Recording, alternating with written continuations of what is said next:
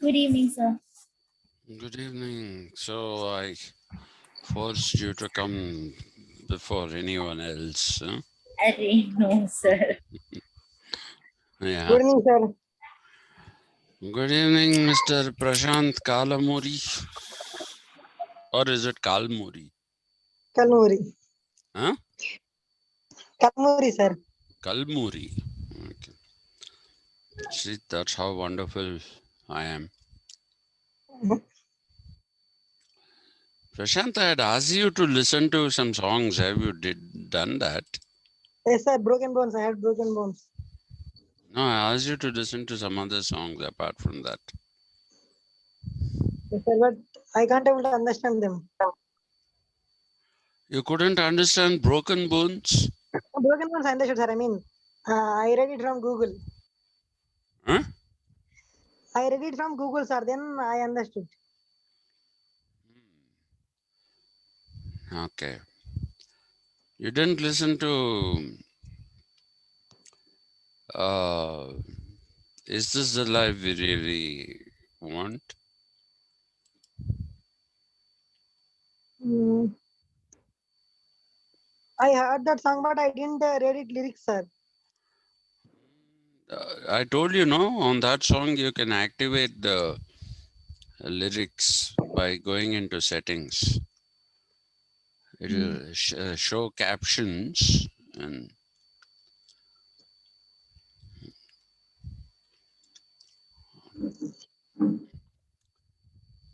then listen to it and tell me about it. Yes, sir. Hmm.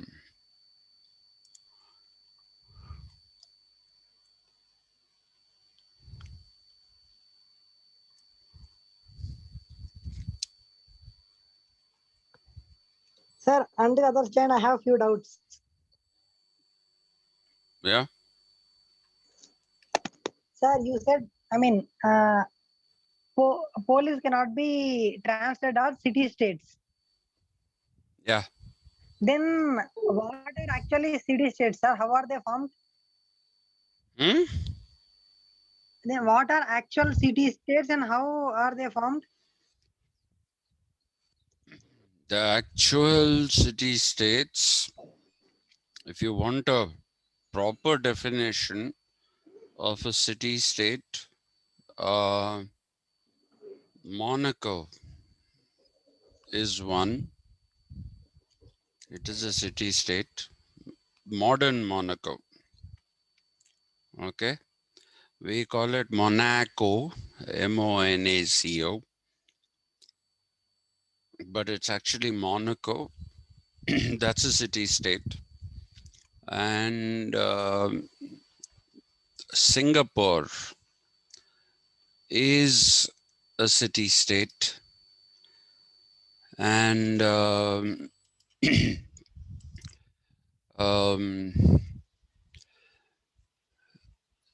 you can also call the Italian Principalities like Rome, and in the modern period, another city state is the Vatican.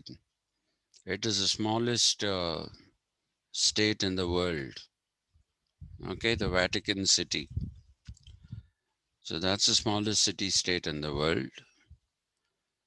Then you can look at a number of these emirates. Okay, in the United Arab Emirates, they are actually city states that have come together.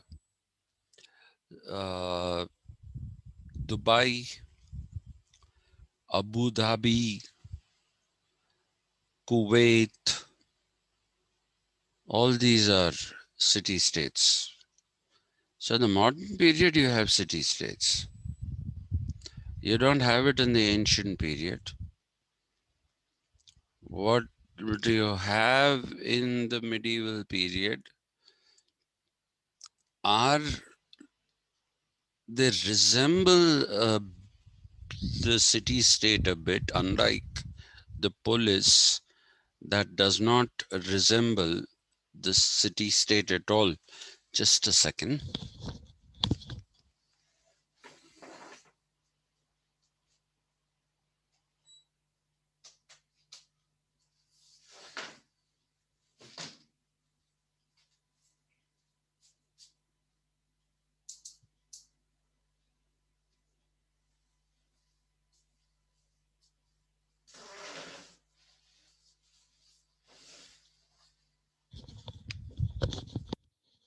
Sorry. So the thing is that these are the city states, but the Italian principalities, they're called principalities because they were ruled by princes and not kings, because kings would mean that they'll be monarchs. Princes are not monarchs. And this is a time when people believed that God was the true monarch of the world, and his representation on earth was a pope. So what they had as Naples, that's what it's called in English. In Italian, it is Napoli, Napoli, Napoli. Uh, Florence is Florentino, I think. I hope I'm right. It is Florentine, or is it Florentine? No, it won't be Florentine. It'll be Florentino, because in Italian, everything ends with a vowel. And then Milan, as we call it, that was Milano. Rome was Roma, and Rome was, of course, administered by the Pope. And then what are the other city-states? Venice. I forget the name of Venice in Italian.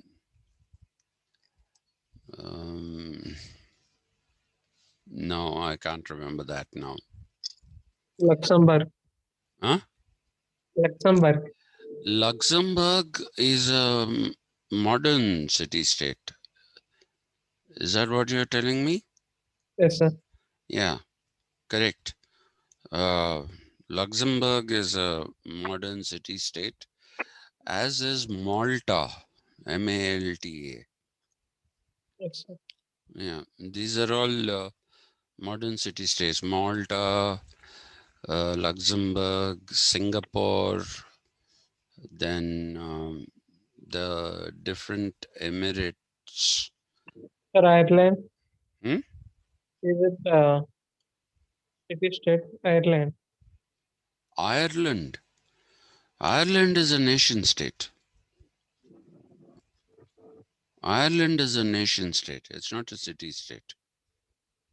What are the credentials, sir, to be a city state? You have to be a city, a small place, and have your own governance uh, apparatus, and that'll make it a city state. How big is Singapore area wise? It isn't much bigger than Hyderabad. Okay, it's not much bigger than Hyderabad area wise. I don't know if you know this, but the Hyderabad, as far as the area is concerned, is the fourth biggest in the country. Okay, so Singapore is just about that, the size of Hyderabad. Malta is even smaller. Hong Kong was a city-state at one time, but it has now become a part of China. But they keep their separate identity. It was on lease with the British till 1997. In 1997, Hong Kong became a part of China. So Hong Kong doesn't look anything like China. What we see as Chinese films, okay, the ones produced by Golden Harvest, starring Bruce Lee, what is that other man's name? Jackie Chan. All these are from Hong Kong, and in Hong Kong they have double deckers, and they have uh, drive on the left side rule, whereas the rest of China drives on the right side. So Hong Kong was once a city-state. Then there was another one which was an independent city, Macau, Macau. Macau was another city-state, now become a part of China. And in a way, I guess you can call Taiwan a city-state. Taiwan, then that Taipei, I guess they are small enough to be called city-states. I don't, not sure about these two though, Taiwan and Taipei. But city-states are modern phenomena. They are not to be seen in the ancient period, nor in the medieval period. Early modern period, people call them Italian city-states, but they were principalities, more like principalities. Not like they were principalities, but it might not be a crime to call them city-states. I'm not sure again of that. I would prefer to call them principalities. You know, one has to have this definitional rigor. Otherwise, we end up conflating all kinds of meanings into things which didn't have that meaning at all. Because remember what I told you, everything, there is no word, or rather, sorry, there is no concept which has a single meaning, and it is not unidimensional. There are multiple dimensions, and there is a structure of meanings involving many many ideas and words in a particular concept. So when you say city-state, without your knowing, you are invoking the idea of the city, without you knowing you're invoking the idea of the state.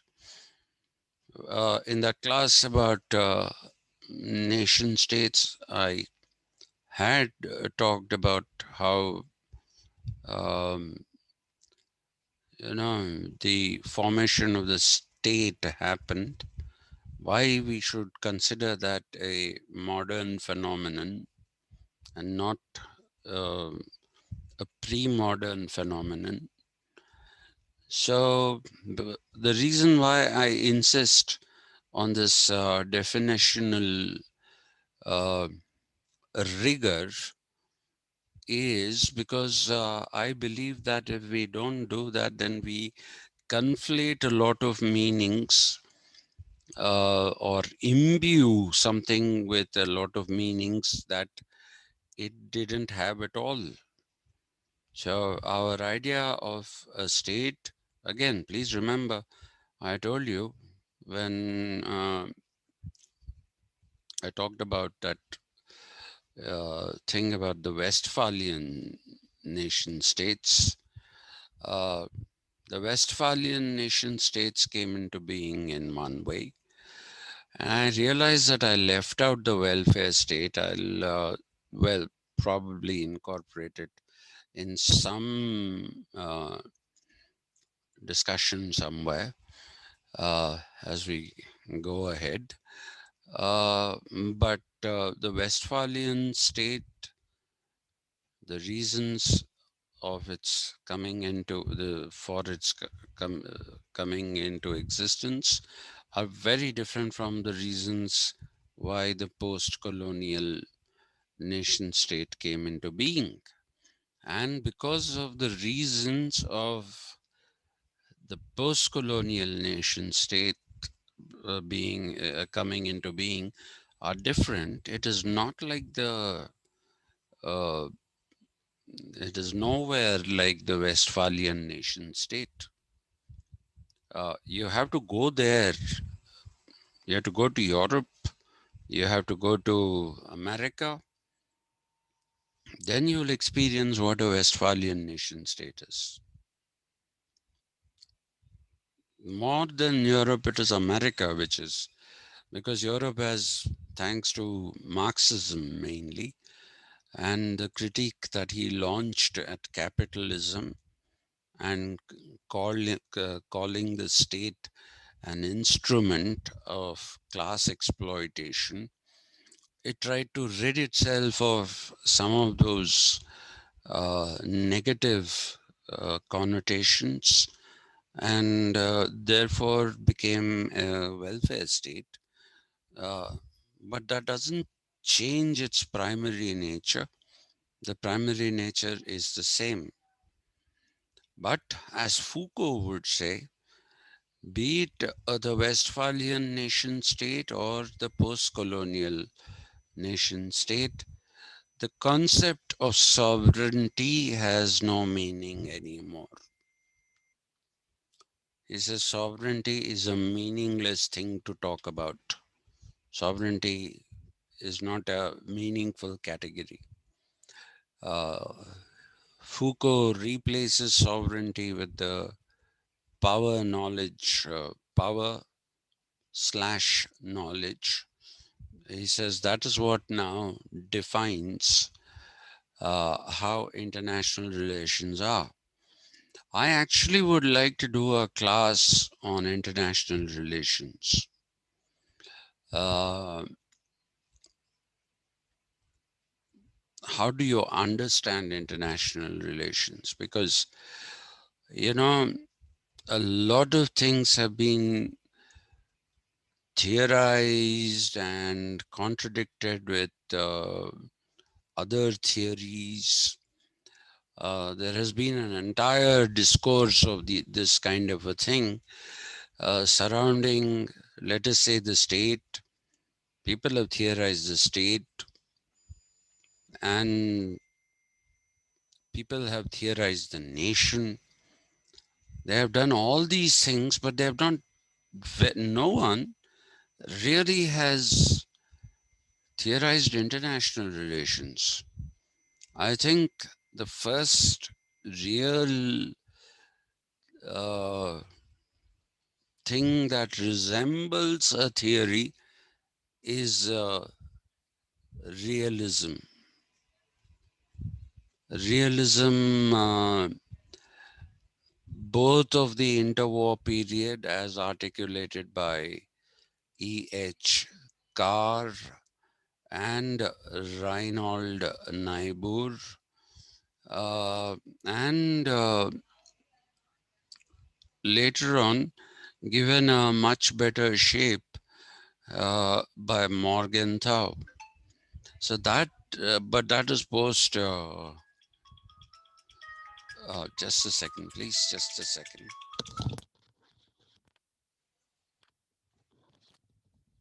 Oh, I cut it off, so it's okay. Maya, can you, Ram Reddy just called. Call him back and tell him the computer is here. He can come after 7 to take it. Yeah. So, sorry, very sorry. This is extremely unprofessional. So what was I saying? Yeah. So Morgenthau gave some kind of an identity to theoretical identity, a very watered down kind of a theoretical identity to international relations uh, through his whole idea of the, what should we call, yeah, he called it realism based in national interest, but that's all it is ultimately, not much of a theory. And then of course you will also have to take into consideration two other attempts at some kind of theorizing. One which came from Morton Kaplan, Morton, Morton, Kaplan, Morton Kaplan. He talked about a world system and a world systems theory, some people say, but it is perhaps not really correct to call it a world system theory. It was what he just called a world system. And Immanuel Wallerstein, a scholar in his own right, has theorized international relations very, very insignificantly when he talked about the international system. Now, both Morton Kaplan and Immanuel Wallerstein actually were using the notion of the system, which was actually first used by uh, David Easton, Easton. He used it within the context of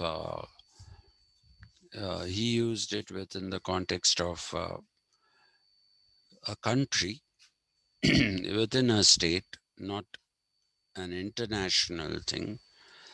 Um, and the incredible part of that whole thing is that David Easton talks about the political system. He talks about the system first and foremost. And then he talks about subsystems, which he calls political system, economic system, social system. And the same vocabulary is used by structural functionalism. But the incredible part is there is no definition of what constitutes a system.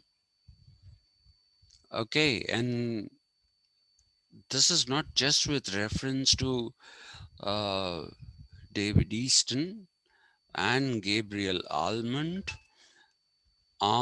actually, but we Indians say almond. So when I was saying almond, people were not understanding. So I got into the habit of saying almond.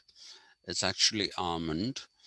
Gabriel Almond and Martin Kaplan, Emmanuel Wallerstein, all of them assume that everybody knows what the system is. Nobody bothers to explain why we should use that word system. And again, please remember that even in our everyday parlance, we talk about the collapse of a system. We talk about some things as being representative of systemic collapse. Okay, so now what is the system? What is the system? Nobody talked about it. For some strange reason, Jürgen Habermas, who started off as a Marxist and then went into trying to understand uh, the causes for the failure of Marxism, he got attracted to this idea of a system. He said, even though it is not defined, and I will be discussing this with the MA students when I do that first unit in your political ideologies class. Um he he called it the life world system. That's what he called it, the life world system. But he faced a lot of problems when people emphasized on the system and said, what is this system you're talking about? So that initial bravado with which he defended Easton and his idea of the system, over a period of time that wore off, and therefore he decided to drop the word system from the life world. So now it is only called life world. But at the time of its conception, it was the life world system. See, this is what you made me do, Mr. Prashant Kalburi. Hmm? I was supposed to teach the resolutive compositive method, and look where I have ended up. So push that to one side. Let's get back to the scientific method.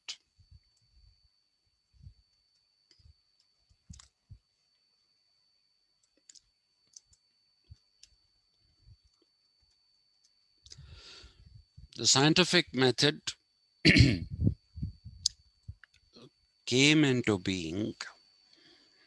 I told you that there's a reason why I told you that I said there is a very big reason why I told you that story yesterday of Rome being a universal pragmatic civilization and how that got replaced by Christianity, which became a universal spiritual civilization.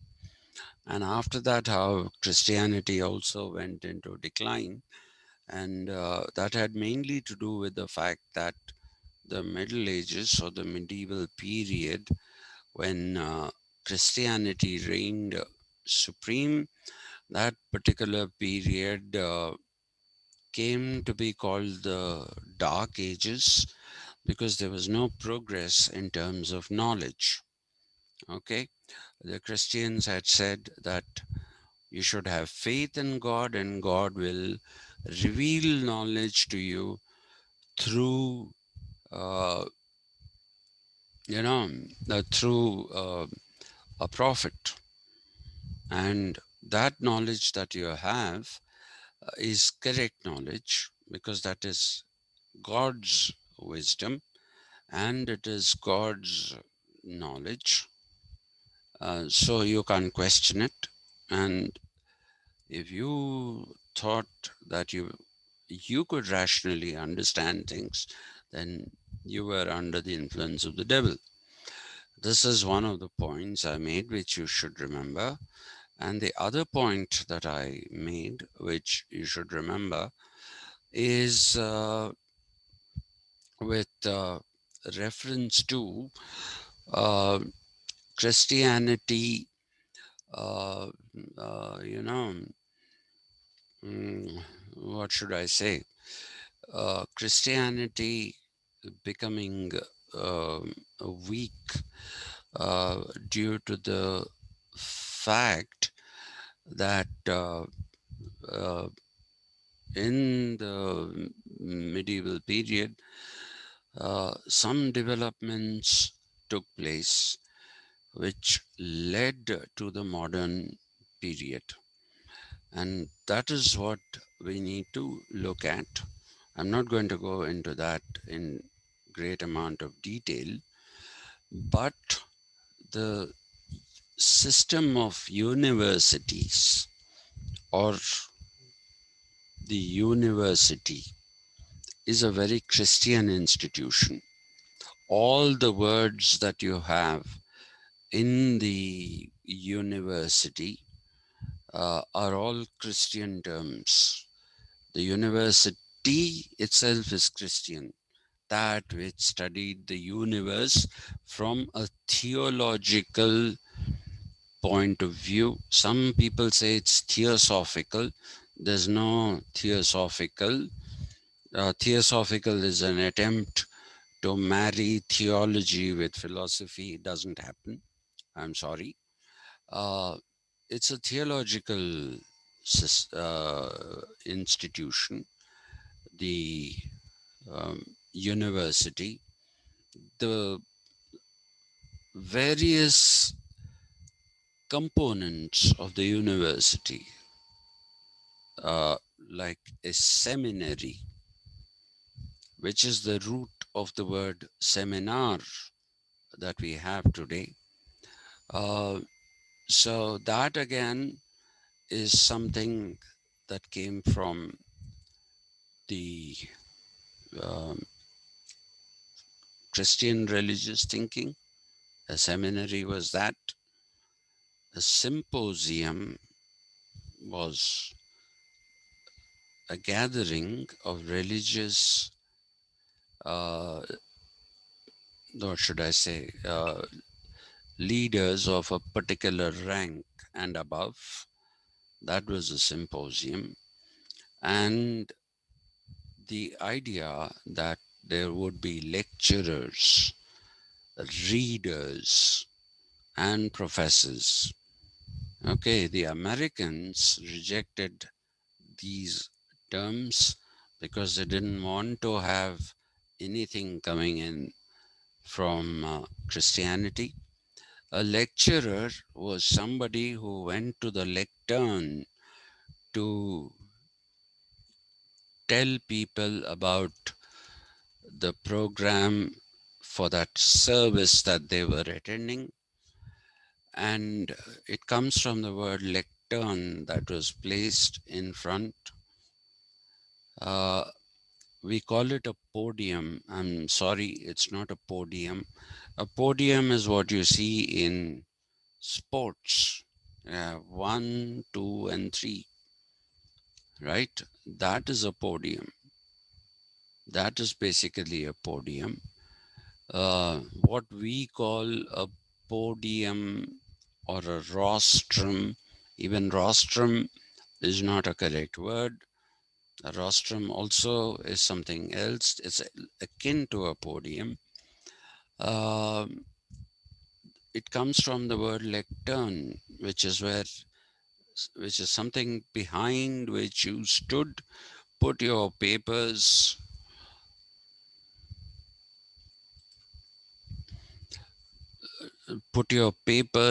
and you basically, what do we say? You um, read from them and you have them as your notes. So lecturer was the person who did that, who read out the program for that service, and there would be a break in the service, and in the break people were not allowed to go out and have a smoke and whatever. No, those things were not allowed. What was done during the break was that there was a uh, reading out of the good things done by a number of people who belong to that church community. So please remember, the church was not just a prayer place for prayer. Okay. In fact, probably with the exception of a masjid, uh, there are no other places which were purely for prayer. There would be a reading out of uh, who gave what to what kind of charity and how they helped in the working of the church, who did what as in terms of, benefiting the community that came to that particular church. So the person who would give these names out along with the activities and with the certification, uh, and they would be designated as valuable members of uh, the that particular church and its community. Its community is through membership. The churches actually have membership, though they don't stop you from coming in for listening to a sermon. If you don't have the membership of the church, you can't take communion. Okay. uh, which is what is a routine thing that happens after every service. You can't take communion. Okay, which is giving you bread and wine, which are supposed to be reflective of the bread is supposed to be the body of Christ, and wine is supposed to be blood. And they don't give you wine bottles and say, enjoy. No, they give you just this much. Uh, so actually, Christianity has a gory side. Okay, I mean, come on. What are you saying? You're eating the body of Christ and drinking his blood, even if it is metaphorical? I don't know. It's a gory side. It has this gory side to it, and there's no doubt about it. But the man who read out all the achievements and gave the certifications was called the reader. And well, the professor was not really a church designation, though it was used in the church as somebody who professed his faith in that particular church, meaning in that particular church and its community.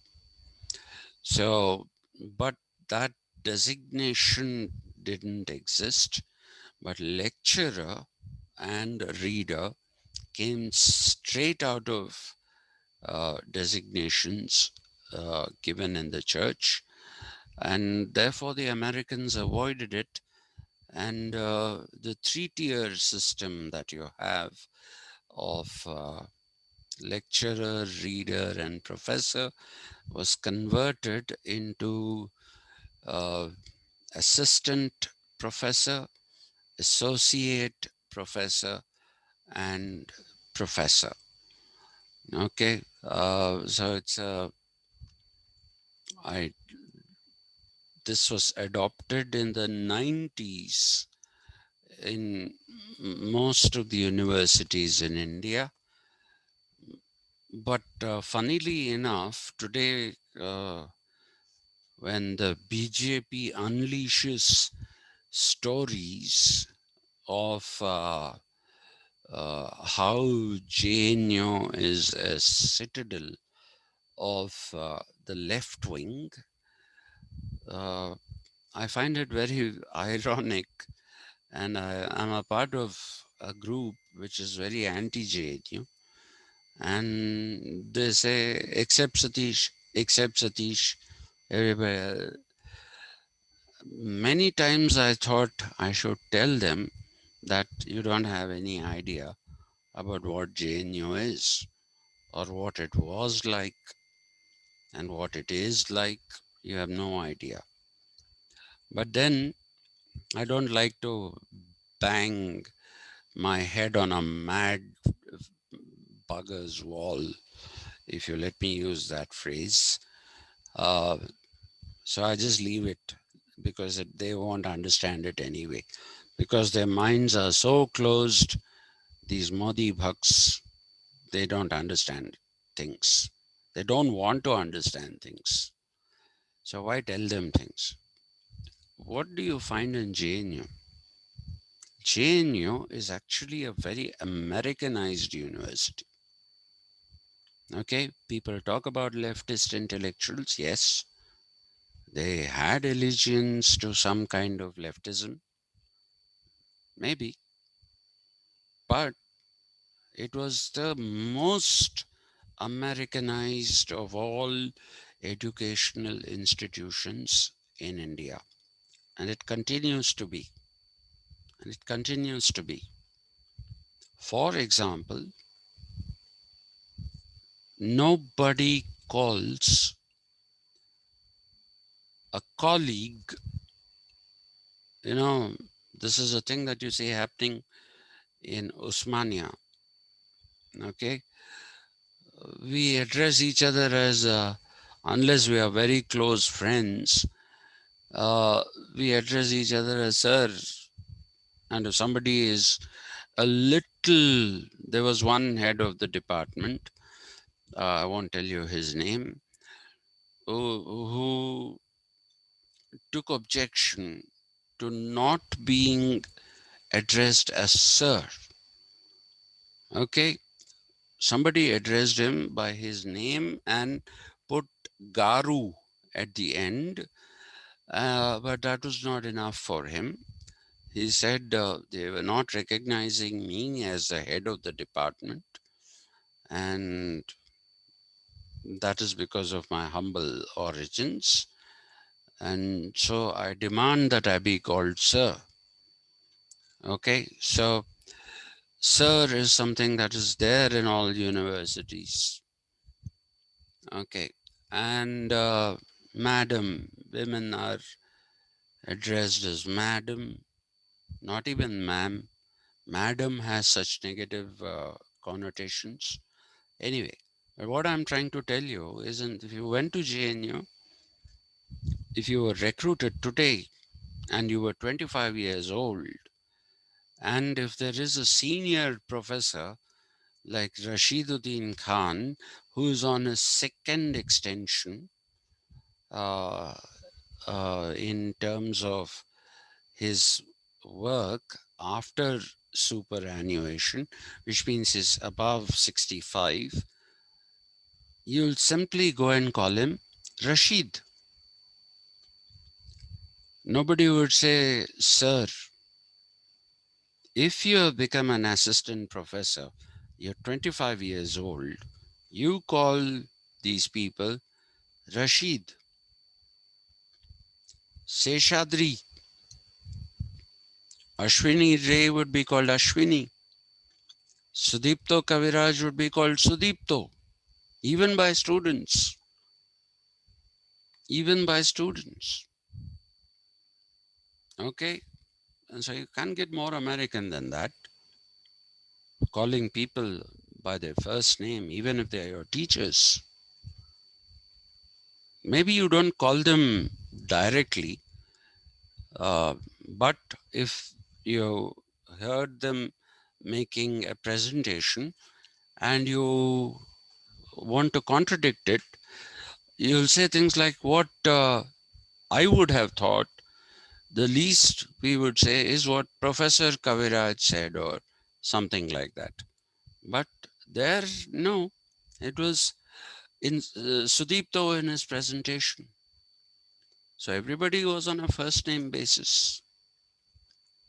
Everybody was on a first name basis. That was one of the first universities in the country to have the system of schools. Okay, a school of social sciences, a school of humanities, a school of languages. Okay, the biggest school was the School of Social Sciences. Later on, these other schools got added. School of Computer Sciences, School of Life Sciences, they got added. Then there was the School of International Studies. The system of schools is what you borrow from Americans. They don't use the term college for whatever reason. I would have thought they don't use the term college because college is again a Christian term.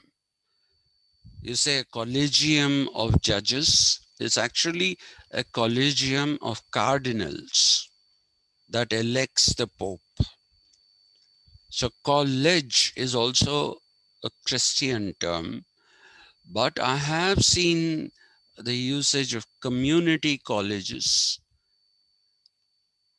This particular term exists to differentiate them from universities and the schools that constitute them. And also liberal arts.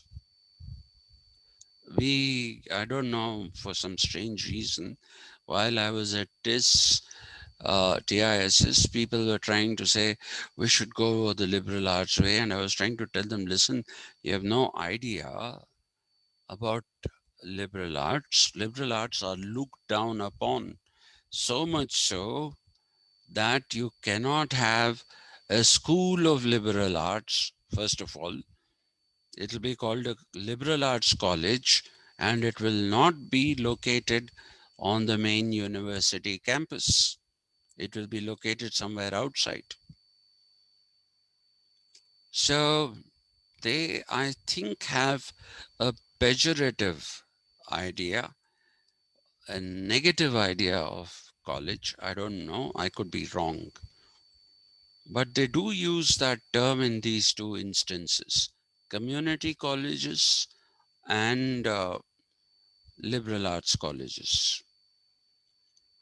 Anyway, to come back to what I was saying. So the influence of Christianity was what actually led to the setting up of universities. And when after this, I'll be talking to you about the interpretative theory or hermeneutics. And hermeneutics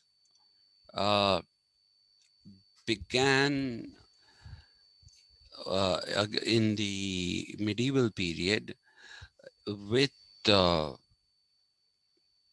Christian universities, because hermeneutics was actually called biblical hermeneutics. It came into social science relatively late, somewhere around the 19th century.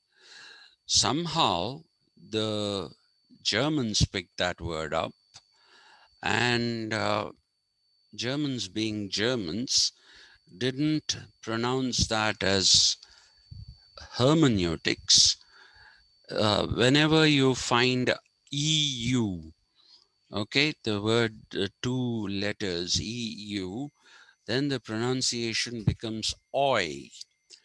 So you have that Reuters, Reuters. It is not Reuters, it is Reuters. So hermeneutics, when they came into social sciences through the root of the Germans, they came to be called hermeneutics. And in places like JNU, they are called hermeneutics. I refuse to call them that because that's not the pronunciation. The original Greek pronunciation, it's a Greek word which went into uh, biblical studies, was hermeneutics, and it meant interpretation. Okay, a hermeneutic was an interpretation. How that word came into being is a separate story that I'll tell you later, not now. Now, please remember that it is the university system that was set up by Christianity. And I told you, just as the Roman Empire, in yesterday's class, I had told you this, just as the Roman Empire had sown its seed, the seeds of its own destruction, Christianity also sowed the seeds of its own destruction. And it all began with the universities and with the scientific method. Okay, so the university became the place where the revolution began. When we talk about Renaissance, now before I go to the university and the scientific method, let me quickly make a statement. Somebody tell me, why did the Renaissance happen in Italy, in a country that did not see the benefits? It didn't exist as a country then, in what we today geographically call Italy. Uh, it happened there, the Renaissance. Okay, Renaissance. Renaissance is renaissance or rebirth. But frankly, apart from a Gucciardini and from perhaps one Machiavelli, you don't find too many people who became scholars there.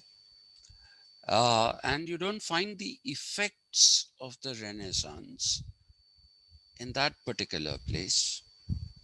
You find the effects first in Germany, which led to the whole uh, Reformation movement against the church.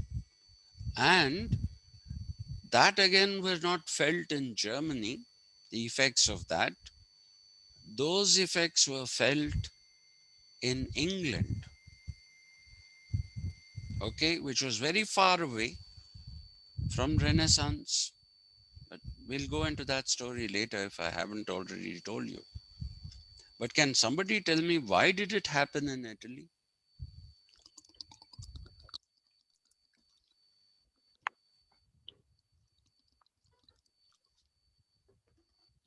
Sir, I think scholars migrated from Greek to Italy, and when they are migrating, they took all the scripts, literature of ancient Rome. I mean, writings of Plato, Aristotle, along with them. That is true. But why did it happen at that time? Uh, Why didn't it happen, say, in the 10th century? Sir, at that time, I think entire Greek and all those countries came under Roman Empire, Hmm. and the influence of Christianity not allowed them to think. So people all migrated to Italy. I mean, But, I guess. but sir, Sir, wrong. the capital of the Christian church was in Rome. I think That because is of Italy. establishment of universities. Hmm? Because of establishment of universities. That is a second point. That is a secondary point, not primary. But they migrated, no, sir. I mean, They migrated. You're right. You're right. Why did they migrate then and not before?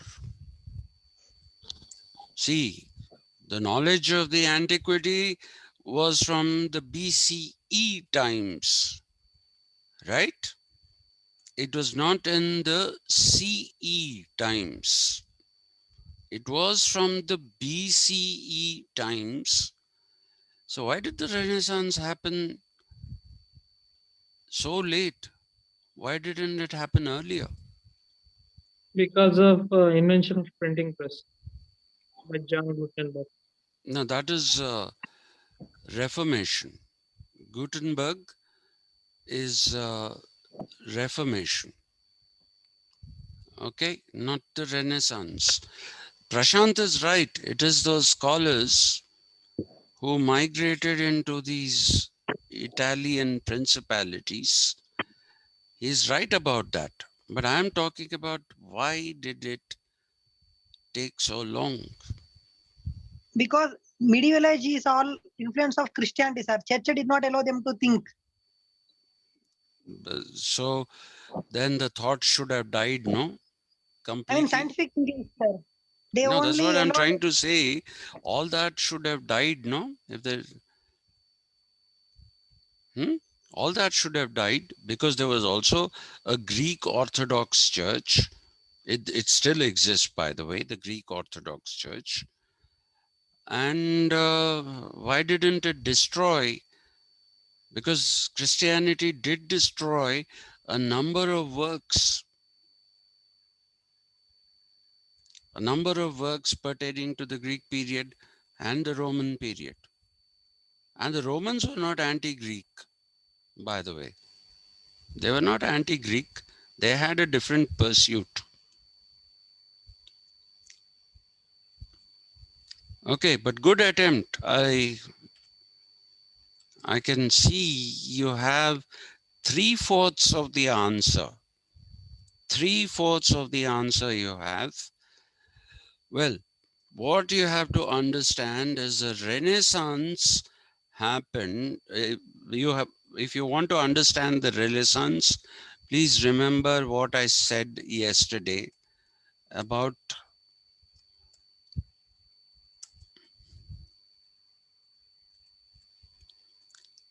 Do you remember this? I talked about this Yes, sir. yesterday. So what did I say about this? Sir, after Aristotle, whole Roman tradition is based on this Hellenistic. No, Roman tradition. Roman tradition. No, not Roman tradition. Epicurus, Stoics, Cynics, all these people are the ones who come under, they all come under the Greek civilization. And we are calling it Hellenistic Greece. For heaven's sake, why Rome? Please remember what I told you yesterday. I told you Hellenistic Greece is, or it represents the downfall of the Greek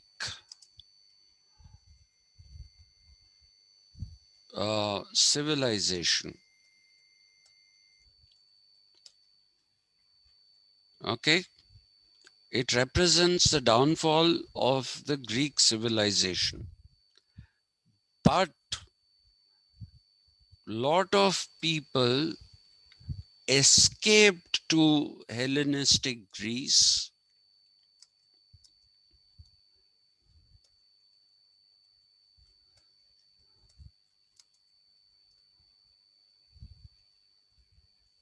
to get away from the Romans first and the Christians later. And these areas, which are called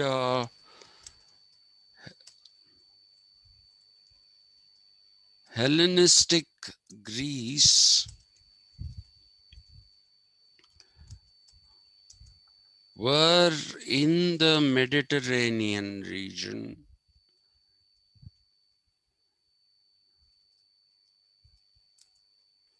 Is that the correct spelling? I don't know. Mediterranean region, and were contiguous with the principalities of Italy.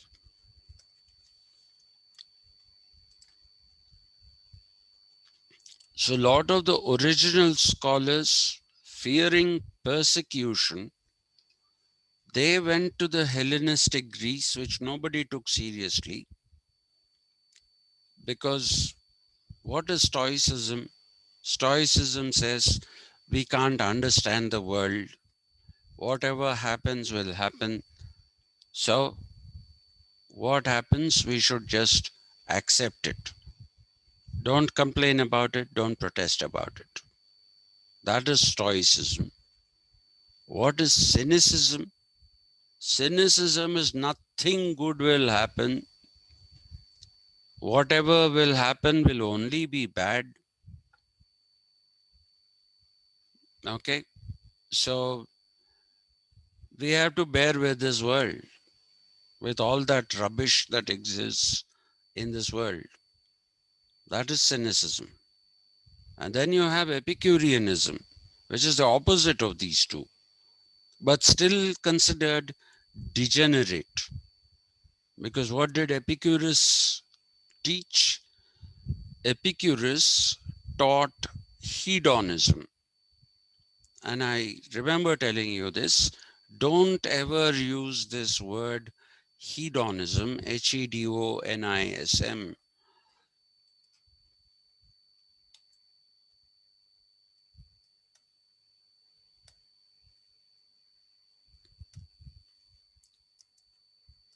in relation to anything non-ancient Greece,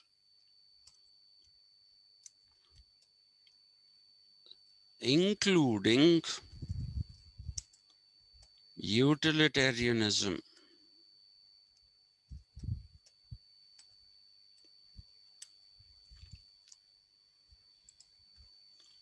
People say, your syllabus says utilitarianism is hedonism. Why? Because it is the pursuit of pleasure. Are all pursuits of pleasure hedonistic? They're not. They are not. Hedonism, despite its degenerative form, is a particular form of thinking which believes that there is no soul, there is nothing in the human body. And what it represents is it says you have to live in the moment. Enjoy life. Don't look for any deep meaning. There is no deep meaning. Today you're alive. And Epicurus, by the way, was a cripple. Okay? And he said, enjoy life. Today you are all right, great. Enjoy. Drink. He actually said that. Drink wine, make merry. Okay, so hedonism, in a perverted sort of way, is also a philosophical idea. The idea that there is no meaning, purpose to this world, but unlike the Stoics who say, bear with it, and unlike the cynics who say, suffer it, it says, enjoy yourself. Okay, so hedonism is Epicurean idea or an Epicurean philosophical system. It cannot be used everywhere and anywhere.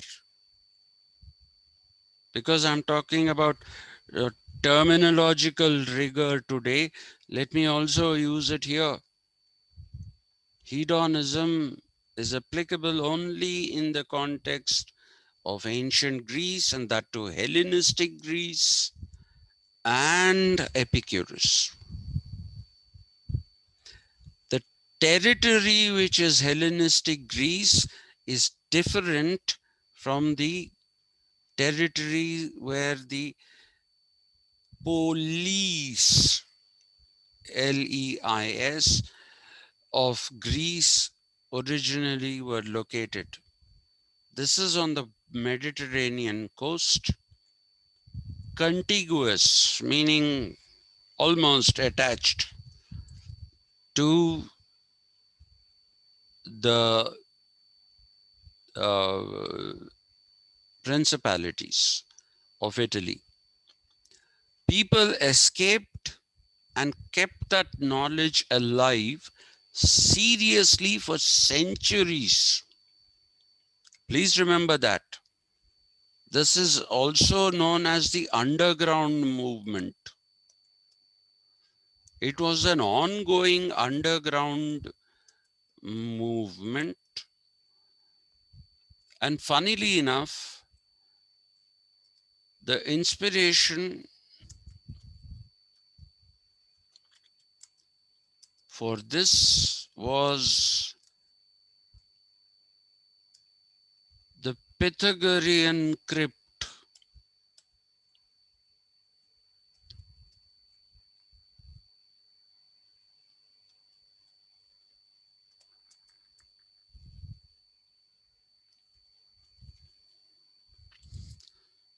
So this knowledge was there.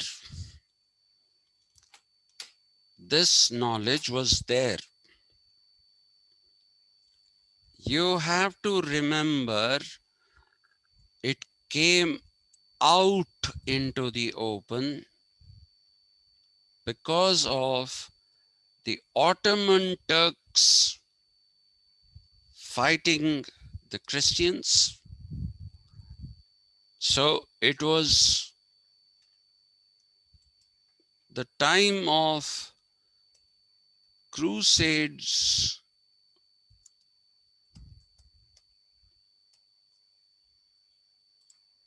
versus jihad. Does anyone know meanings of these two terms? Crusades are wars between Christians and Muslims. Why are they called crusades? No idea. And what is jihad? पवित्र युद्ध Sorry? Crusades were war between Christians and Muslims, and jihad was war between Muslims and Christians. Sir, Crusades was war between Christians and Muslims, and jihad was war between Muslims and Christians. Okay. Though I mean it. Jihad, when translated into English, it means fighting a holy war. Crusades came from the crucifix. You heard this word? Crucifixion.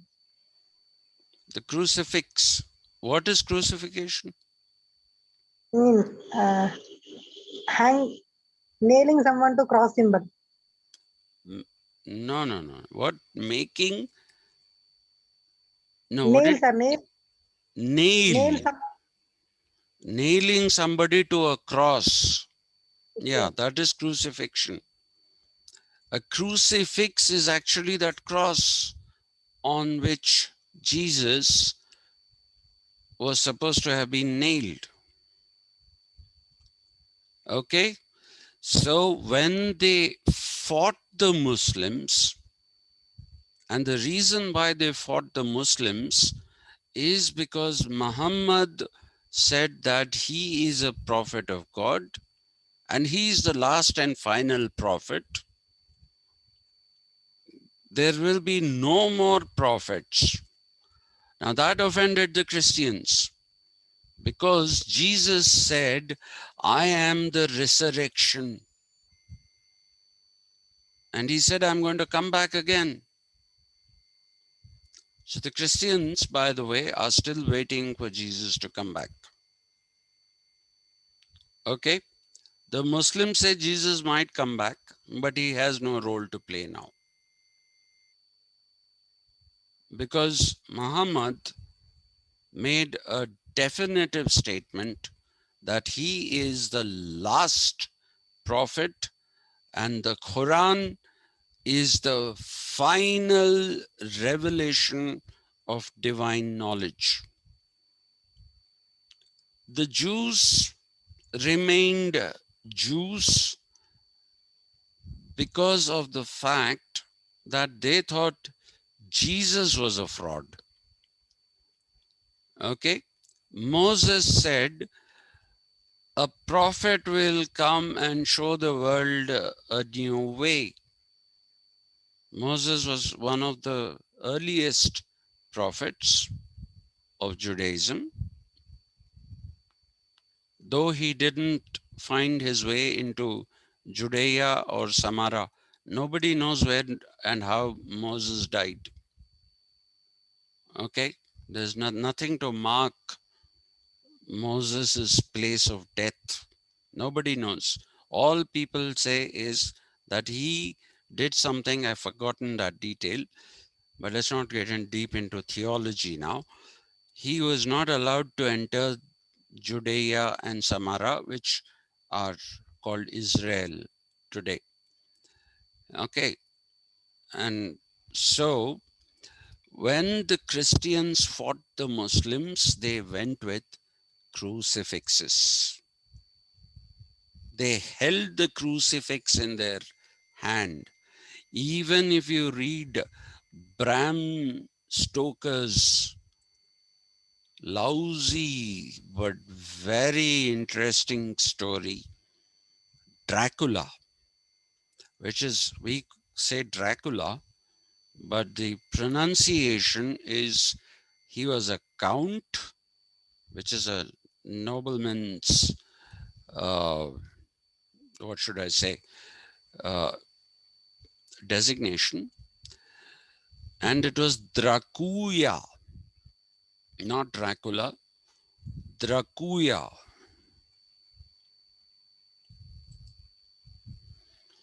Okay, Count Draculia was originally a crusader. For more information, read Bram Stoker's novel Draculia. You can call it Dracula. And the word draconian comes from Dracula, by the way. Okay, so they went with the crucifix and fought. That's why it was called a crusade. Save Christianity from Islam. And the Ottoman Turks save Islam from Christianity. So the Ottoman Turks said, those who fight dying, those who die, what am I saying? Those who die fighting for the cause of Islam will go to heaven and get 64 virgins each. So the Christians, everybody knows the 64 virgin story, huh? By the way. But I haven't met anyone who knows the other side, the Christian side. The Christians did one better. They said those who die fighting for the cause of Christianity will find eternal happiness and eternal life in paradise, heaven, and each will get 72 virgins. This nobody would have known, right? Okay. So when the Crusades versus Jihad was happening, and when the Ottoman Turks had cut off many parts of the Christian Empire and the Holy Roman Empire from other parts, at that particular time, the time was right or ripe for these scholars who were an underground movement to come to the various principalities and make their learning available. Till then, it was an underground movement. It became an overground movement, and that is how you find that there is this whole thing of the Renaissance happening. Because of this conflict, where people could no longer concentrate on taking care of those who oppose Christianity. They took this opportunity and came. Those scholars. Okay, and they came from Hellenistic Greece, not from the main provinces of Greece. Hellenistic Greece is the degenerative Greece, but these people took refuge there because there they weren't investigated. Nobody was looking for them there. So they hid there. But they could not make their knowledge public there because nobody was in a state of mind to listen to them. Because these Stoicism, Epicureanism, cynicism, they are all taken deep root there and nobody wanted to listen to. It's like my lecture. Nobody wants to listen to it. Nobody wanted to listen to that. So that is how you see that because of the setting up of universities,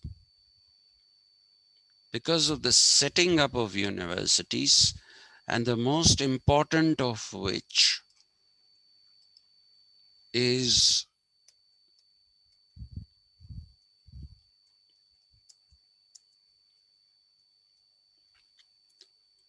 the University of Padua. They were simply called the Paduans. These days, people call them, if it was in modern times, they would have been called the Padua School, like the Frankfurt School, or they would have been called the Padua Circle, like the Vienna Circle. Okay. So some of the Bengalis have taken this whole thing so seriously that they call themselves the Calcutta Circle. This is supposed to be a group of intellectuals who sit and they are basically bhadralok, sitting and discoursing with each other on various trivial matters as matters of greatest importance. Uh, so you had universities where they could make their knowledge public, and it all started in Padua. And therefore, it is not a matter of wonder that the University of the Padua, of Padua, not the Padua, the University of Padua became the first place in the world to give birth to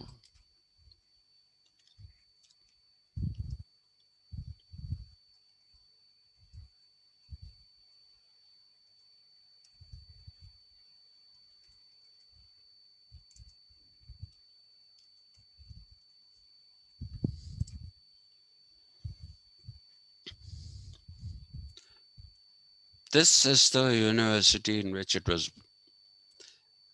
I think you will all just go away if I speak anymore. So if you have any questions, contradictions, please go ahead and do it. I thought I'll do the resolutive compositive method today, but it looks like we have to postpone it by one day. I thought I'll finish that off. I think wrong. Somebody sent me a video. You should know this. Akshay, I'll let you ask your question, but let me just tell you this amusing incident. And funnily, it happened today. An old student of mine from TISS who's a lecturer and doing his PhD under me in Usmania, he sent me a 2.5 minute, 2.5 minute video of some chap who's apparently a teacher. And he says that his style of storytelling, his style of teaching was like storytelling, narration of various anecdotes, episodes, and things like that. And his father used to love to listen to him. Okay. Strangely enough, my father used to love to listen to me. And I somehow thought that it was because of his love and affection for me that he actually wanted to sit and listen to me. He wanted to sit and listen to me. And if he spoke, he would apologize to me and say, sorry for the Sermon on the Mount. Okay, but now you talk. So apparently this man had a similar father. He seems to be of my age. And he says when he tries to teach like that to his daughter, she tells him, why do you tell me all this nonsense? What am I supposed to do with all this information you're giving? Why don't you be precise and come to the point? He sent it to me, my old student and present student, and I call him a colleague now that he's a lecturer. Okay, so come on, Akshay. So you said that people who lost their life for the battle in the battle of crusade, they will get 62 virgins in heaven. You said that. What is 72 virgins for the Christians and 64 virgins for the Muslims. Yeah. can I get the reference where you bought that point from? Where I got that point from, I've got it from a book in my collection, which will now, unfortunately, is out of print. It is out of print. It is a history book written by C.J.H. Hayes, and in that it exists. Does it Not exist in C.J.H. Hayes, sorry, Charles Downer Hazen, C.D. Hazen. Yeah, sorry, what are you saying? Sir, does it exist in Bible? No, obviously not. It doesn't exist in the Bible. People were conned. The 64 virgin theory also doesn't exist in the Quran. I've read the Quran. I've read two Qurans, two different translations.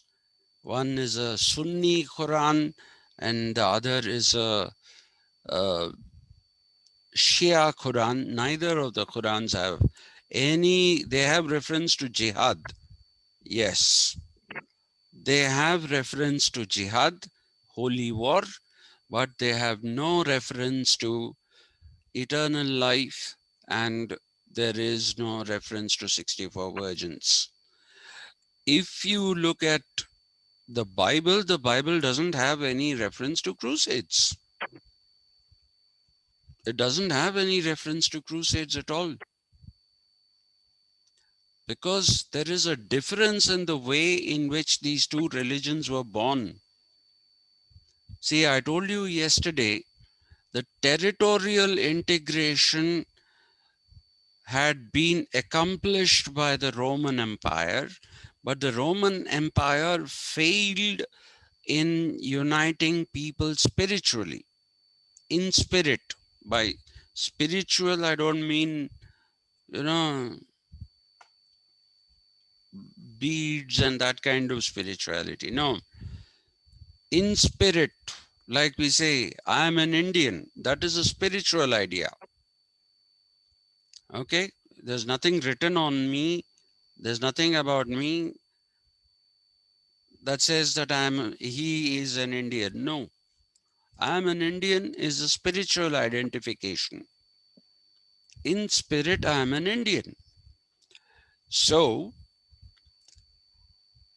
Christianity was born as a non-violent movement. Forget what happened later, that's a different issue. I'm talking about the birth. It was born as a non-violent and compassionate movement against the rule of the Romans, right? So Christianity doesn't in any part of the Bible talk about war or reward wars. It doesn't. Okay, it doesn't.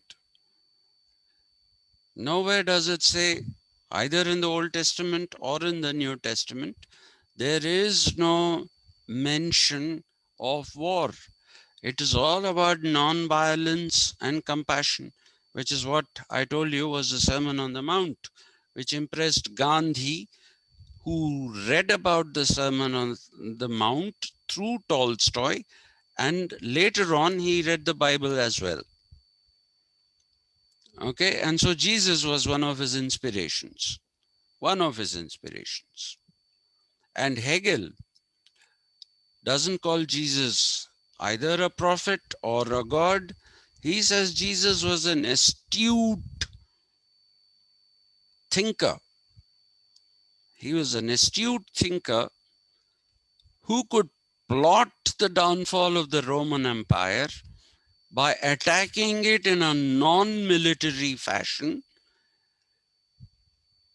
when they were getting prepared to fight militarily. That's what Hegel says in the philosophy of history. He says Jesus is an astute thinker. And if you look at Jesus, Jesus sacrificed himself. He said, I'm dying for you. He didn't believe in taking life. He said, I'm going to die for you. So even if you take Jesus as a human being, he's a great human being. Probably one of the greatest human beings, without doubt. I take him as a human being. And the thing that he disappeared on the day of Easter, you know, in those days they didn't bury people by digging the ground. If you want to know the details, there would be these cave-like structures, natural cave-like structures in which the body was put and a stone put in front of it. There is a conspiracy theory that says Jesus escaped along with Mary Magdalene and came to Kashmir. And there are two photographs. If you search for them, you might get it. There are photographs, not two photographs, photographs of two graves. These graves are not as per the Muslim convention, which is you should not point your feet towards Mecca or Makkah, actually. Why am I saying Mecca like the...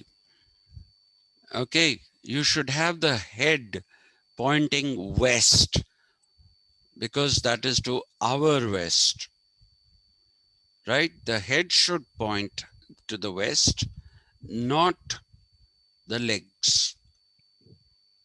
I mean, the head should be on the western side, which is our east and our northwest. What am I saying? But there are these two graves which have the headstones in the opposite direction. So it is believed that these are the graves of Jesus and Mary Magdalene. And it's not a new theory, it's a very old conspiracy theory that Jesus came here. But it's a conspiracy theory. So there's no way you can prove it. Even if you dig up the grave and pick out whatever is there, in those days nobody collected Jesus's DNA, or they don't have his dental records. So these are later on additions to draw people into. It's a kind of thing that the ISI, the Inter-Services Intelligence of Pakistan, does to recruit young Muslim boys to get into the terrorist mode. It's like that. And the birth of Islam is violent, by the way. Okay, the birth of Islam is violent because originally Prophet Muhammad went to Mecca. He tried to teach people there,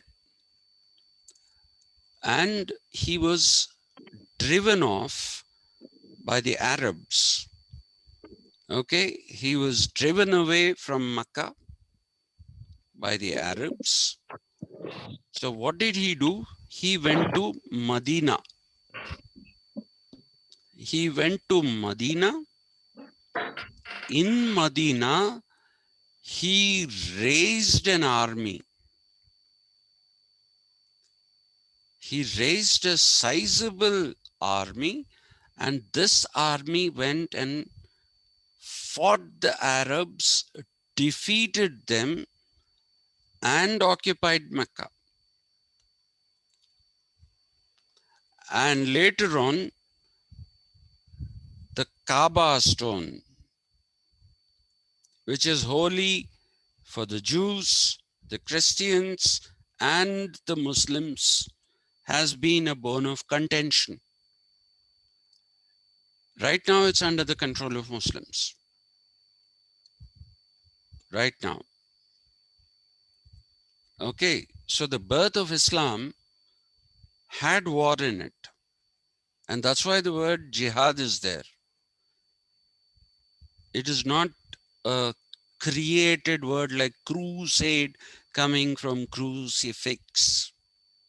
No, it doesn't. Jihad is a word that existed to denote a holy war. So the war that Prophet Muhammad fought itself was a holy war, because that was to establish the principles of the Quran. Okay? Have I cleared your doubt, sir? Yes, sir. Mm. I thought you said that this information, You thought? it was spurious information. I thought it was For 72 mine, virgin theory. sorry, what theory? 72 virgin, 64 virgin. In That's not a theory. That is something that people made up to draw people into fighting. It's not easy to get people to get to fight, huh? If I try and tell you, Akshay, I'm going to have, India is going to have conscription. You're a fit young man. Let me put you in the Indian army. Are you going to be happy? You're not going to be happy. North Indians won't mind because they are used to fighting wars. It's there in their psyche or racial memory, to use a phrase from Carl Jung, Jung. Carl Jung talks about racial memory. Every time people say that we might require people to fight a war, you'll find North Indians lining up to fight a war. Not one fellow will get up from the south and go and say, I want to fight this war. South Indians want to go to America. And that too to California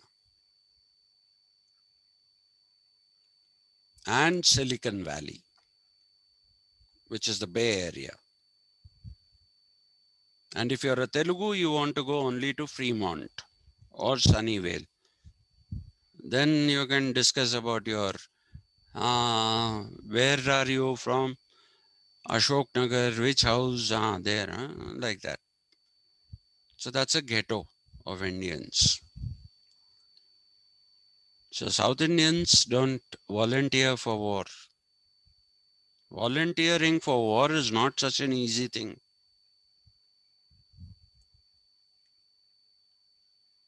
I can tell you the whole story of the Sikhs and the Nihangs, but that will take a long time, which I'm not going to do. Okay, because they were raised to fight the Muslims. The Nihangs, from among the ranks of the Sikhs.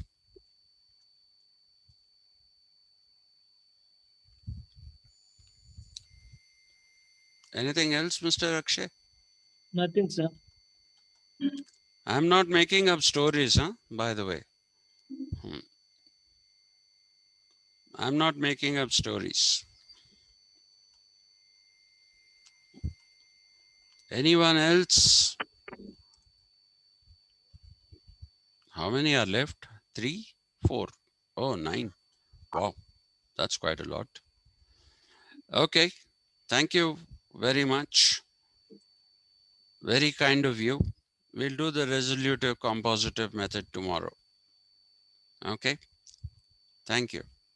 Thank you. Thank you, sir. Yeah.